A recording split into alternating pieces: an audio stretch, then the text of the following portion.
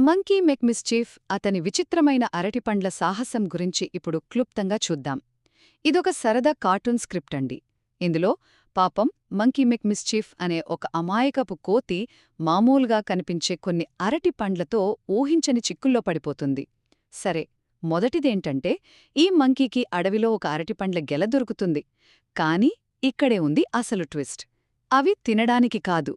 ఒకటి నోట్లో పెట్టుకోగానే ముఖంపై నీళ్లు చిమ్ముతుంది, మరొకటేమో హాంక్ హాంక్ అని ఫన్నీగా అరుస్తుంది. ఇక రెండవది అసలు కథ ఇక్కడే మొదలవుతుంది. ఒక అరటిపండు ఏకంగా పేలి అతన్ని పూర్తిగా గులాబీ రంగులోకి మార్చేస్తుంది. ఇది చూసి అడవిలోని ఏనుగు, చిలుక, పాము అన్నీ అతన్ని చూసి పడిపడి నవ్వాయి. చివరగా ఈ అనుభవంతో మన మంకీకి ఒక విషయం బాగా అర్థమైపోయింది. కనిపించే ప్రతి అరటిపండు తినేది కాదని తెలుసుకుంటాడు.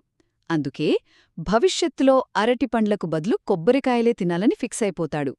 సో మంకీ మెక్మిస్చీఫ్ కథ మనకు సరదాగా చెప్పే పాఠమొక్కటే: కనిపించేదంతా నిజంగాకపోవచ్చు.